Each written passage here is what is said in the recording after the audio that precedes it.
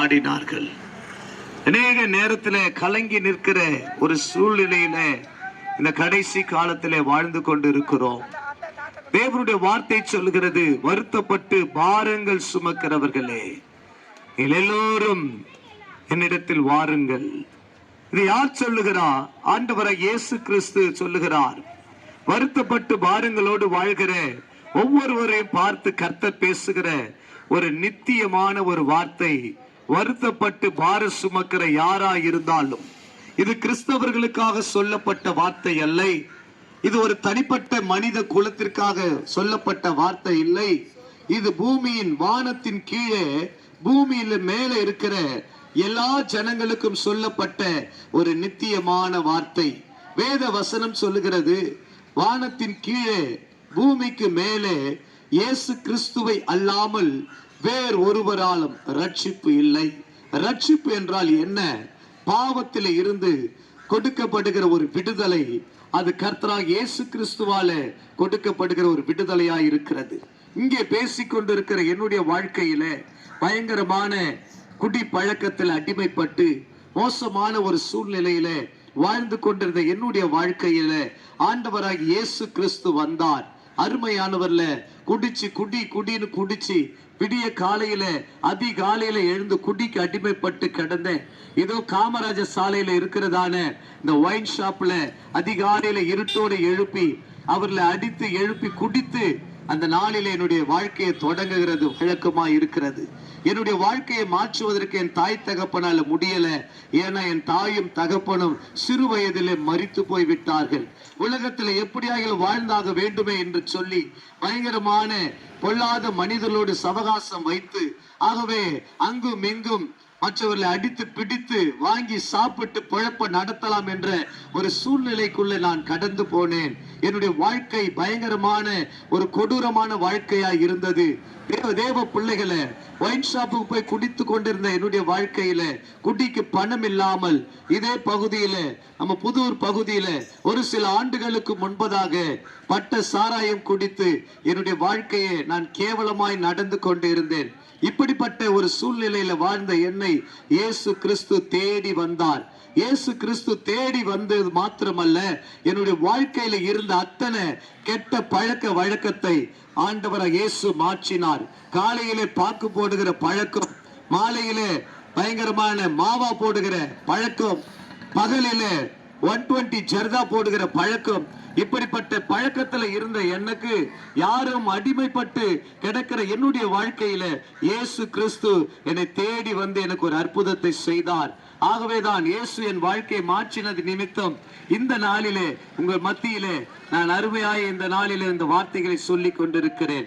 அன்பானவர்களே, ஆண்டவரை இயேசு கிறிஸ்து என் வாழ்க்கையை மாற்றினார். இன்றும் என்னோடு கூட குடித்தவர்கள், என்னோடு கூட பழகினவர்கள் இன்னும் அந்த பாவத்தில் இருக்கிறார்கள். ஆனால் இயேசு கிறிஸ்து என்னுடைய வாழ்க்கையை மாற்றினது நிமித்தம் இன்று நான் இயேசுவுக்காக வாழும்படி என்னுடைய வாழ்க்கையை அர்ப்பணித்திருக்கிறேன். அருமையானவர்களே, ஏதோ வெளியூர்ல இருந்து வந்து பேசல, இதே காமராஜர் சாலை பகுதியில வசித்து அங்க இருக்கிற ஒயின் ஷாப்புகளில, புத்தூர் கட்டு பக்கத்துல ஒரு ஒயின் ஷாப்பு, அது மட்டும் இல்ல இப்போ இயங்கி கொண்டு இருக்கிற காமராஜர் சாலையில இருக்கிறதான அந்த டீ கடை பக்கத்துல இருக்கிற அந்த ஒயின் ஷாப்பு, அது மட்டும் இல்ல அந்த போலீஸ் ட்ரைனிங் குவார்டர்ஸ்க்கு முன்னாடி போகும்போது அந்த இடத்துல இடது பக்கத்துல ஒரு ஒயின் ஷாப், இப்படி எத்தனை ஒயின் ஷாப்புகளில குடித்து குடித்து அருமையான கெட்ட பழக்கத்துல இருந்த என்னை இயேசு ரட்சகர் என்னை தேடி வந்து எனக்கு ஒரு வாழ்க்கையை கொடுத்தார். விடவே முடியாத பாவம், விட்டு விலக முடியாத பாவம், துன்மார்க்கத்தின் பாவம். ஒரு நாள் பட்ட சாராயம் குடிக்கும் பணம் இல்லாமல் ஹேண்ட்ஸ் பொட்டலத்தை எடுத்து கையில கசக்கி அந்த வாய்க்குள்ள வைத்து தண்ணீரை குடித்து பயங்கரமான பலவீனத்தில நான் விழுந்து போனேன். என் வாய் திறக்க முடியாமல் மருத்துவர்கள் என்னை கைவிட்ட நிலையில இயேசு என் வாழ்க்கையில தேடி வந்தார். இந்த சூழ்நிலையில ஆண்டவராகிய இயேசு கிறிஸ்துவே என்னை விடுவியும் என்று கேட்டபோது இயேசு என்னுடைய வாழ்க்கையை மாற்றினார். இன்னைக்கும் நான் ஆண்டவருக்காக வாழ்ந்து கொண்டிருக்கிறேன். நாலு வெறும் ஞாயிற்றுக்கிழமை மாத்திரம் வெள்ளை சட்டை போட்டு வாழ்கிற வாழ்க்கை அல்ல. ஒவ்வொரு நாளும் என் ஆண்டவருக்காக வாழ்கிறேன். இந்த வேத புஸ்தகம் என் வாழ்க்கையை மாற்றினது, இந்த பைபிள் என்னுடைய வாழ்க்கையை மாற்றினது. ஆகவேதான் இங்கே நம்ம ஜனங்கள் மத்தியில, நம்ம இந்த பகுதியில, ராணே நகர் பகுதியில இந்த வார்த்தைகளை நான் அறிவித்துக் கொண்டிருக்கிறேன். இதே பகுதியில பல நாள் நான் பான்பராக போட்டு எச்ச துப்பி போய் இருந்த பகுதி இது. இதே பகுதியில பல நாள் இந்த பின்னாடி இருக்கிற பார்க்கல என்னுடைய போதையில நான் கிடந்த நாட்கள் உண்டு. இதே நம்முடைய சுடுகாடு பகுதியில சுடுகாடுக்கு கேர் தெரியாம உள்ள நாங்க அலைந்த நாட்கள் உண்டு. இதே பக்கத்துல இருக்கிற ஏவிஎம் தியேட்டர்ல துணிகரமாய் நான் போய் அந்த இடத்துல படம் பார்த்து துன்மார்க்கமாய் நடந்த நாட்கள் உண்டு. அப்படிப்பட்ட என்னை இன்று இயேசு ஒரு நல்ல மனிதனாய் மாற்றி இருக்கிறார். இன்னைக்கு இயேசுவுக்காக என் வாழ்க்கையை அர்ப்பணித்திருக்கிறேன். இயேசுவுக்காக என் வாழ்க்கையை ஒப்பு கொடுத்திருக்கிறேன். இயேசு என் வாழ்க்கையில வந்ததினால எனக்கு ஒரு சமாதானம், இயேசு என் வாழ்க்கையில வந்ததினால எனக்கு ஒரு சந்தோஷம், இயேசு என் வாழ்க்கையில வந்ததினால நான் மகிழ்ச்சியாய் வாழ்ந்து கொண்டிருக்கிறேன்.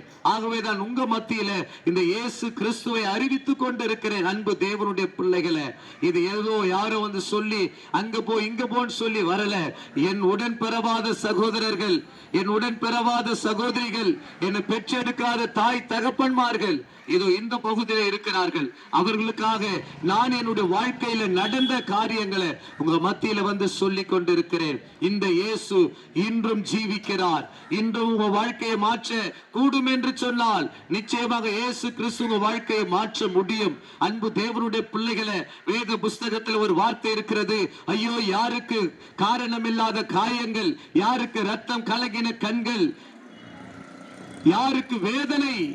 தேவ பிள்ளைகளை, அதிகாலையில எழுந்து மதுபானம் இருக்கும் இடத்துல தங்கி தாபரிக்கிறவர்களுக்கு தானே இதெல்லாம் நடக்கும். இதெல்லாம் எங்க வாழ்க்கையில நடந்தது.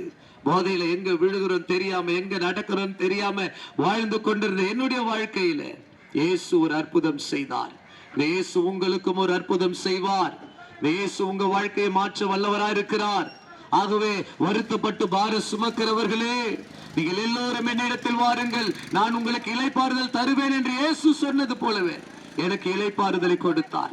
அந்த இளைப்பாறுதலை இலவசமாய் பெற்ற நான் இன்னைக்கு இந்த ராணே நகர் பகுதியில, இந்த இடத்துல, இந்த கோட்டர்ஸ் பகுதியில என் வாழ்க்கையில நடந்ததை குறித்து உங்கள் மத்தியில் அறிவித்துக் கொண்டு இருக்கிறேங்க.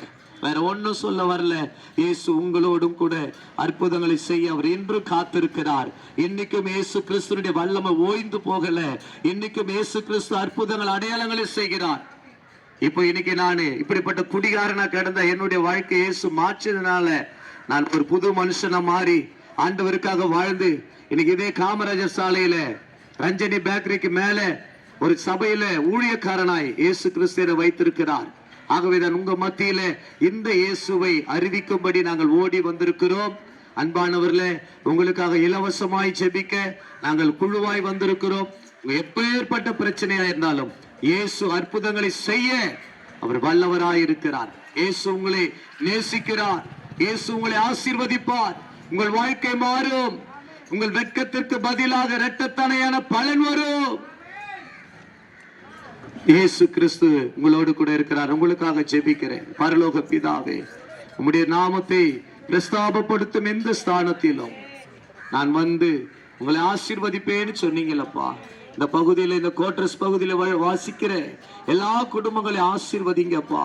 கடன் பிரச்சனையில, குடும்பத்தில போராட்டங்களோடு, சமாதானம் இல்லாம, சண்டைகளோடு, வேதனைகளோடு, ஐயோ என் வாழ்க்கை இப்படி ஆயிடுச்சேன்னு நினைக்கிற ஒவ்வொரு பிள்ளைகளுக்கும் ஒரு அற்புதம் செய்யுங்கப்பா. விட முடியாத பாவத்துல வாழ்கிற ஒவ்வொருவருக்கும் ஒரு அற்புதத்தை செய்யுங்க ஆண்டவரே. விட முடியாத ஆண்டவரே போராட்டத்துல இருக்கிறவங்களுக்கு ஒரு அற்புதம் செய்யுங்கப்பா. இது செய்யக்கூடாதுன்னு நினைக்கிறேன், ஆனா மறுபடியும் அந்த பாவத்தை செய்கிறேன்னு வேதனைப்படுகிறேன். ஒவ்வொருவருக்கும் ஒரு அற்புதம் செய்து நடத்துங்கப்பா இயேசுவின் நாமத்தினால. ஆண்டவரே, இந்த பகுதியில இருக்கிற படிக்கிற பிள்ளைகளை ஆசீர்வதிக்கிறேன். வேலை செய்யறவங்க, வியாபாரம் செய்யறவங்க, தொழில் செய்யறவங்க, குடும்பமாய் கர்த்தர் ஆசீர்வதிப்பீராகப்பா இயேசு ரட்சகர் நாமத்தினாலே. இந்த பகுதியில வசிக்கிற எல்லா குடும்பங்களும் மேல ஆண்டவருடைய கரம் ஆசீர்வாதமா இருக்கட்டும். படிக்கிற பிள்ளைங்க எழுதி கொண்டு இருக்கிற எழுத போகிற எக்ஸாம்ல இந்த பகுதியில படிக்கிற பிள்ளைங்களுக்கு ஒரு ஜெயத்தை கொடுத்து நடத்துங்க. இயேசு கிறிஸ்துவின் ரத்தத்தை இந்த பகுதியில் இருக்கிற ஜனங்கள் மேல தெளிக்கிறோம்ப்பா. எல்லாருடைய வாழ்க்கை ஆசீர்வாதமா இருக்கட்டும். இயேசுவின் நாமத்தினால் வேண்டுகிறோம் நல்ல பிதாவே. ஆமென்.